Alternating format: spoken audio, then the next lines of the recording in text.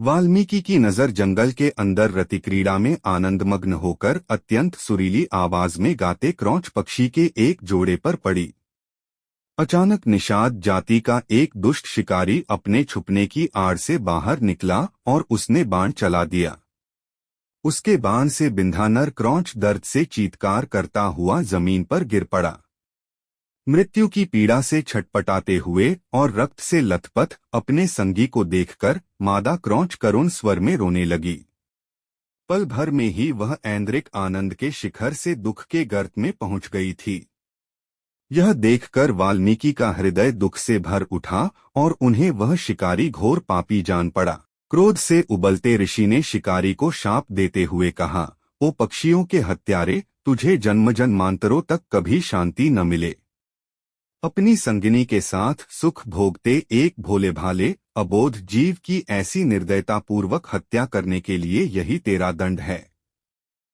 परंतु मुंह से शाप निकलते ही वाल्मीकि ने खुद को लज्जित अनुभव किया, क्योंकि वह अपने क्रोध पर संयम नहीं रख सके। एक प्रबुद्धात्मा होने के कारण वह यह भली भांति जानते थे कि सभी जीवधारी भौतिक जगत के 3 गुणों के वशीभूत होकर असहाय रूप से कार्य कर रहे हैं।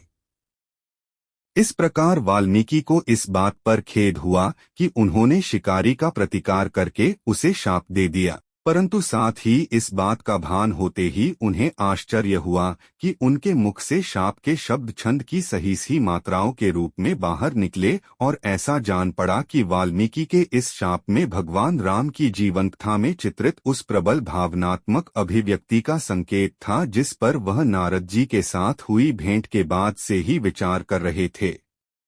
वाल्मीकि ने भरद्वाज से कहा, मेरे दुख से 4 पंक्तियों का एक श्लोक व्यक्त हुआ जिसकी प्रत्येक पंक्ति में 8 मात्राएं थीं।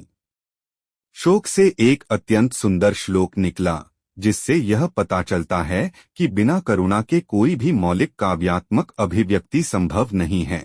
इसके बाद वाल्मीकि ने तमसा नदी में स्नान किया और फिर वह अपने आश्रम को लौट गए।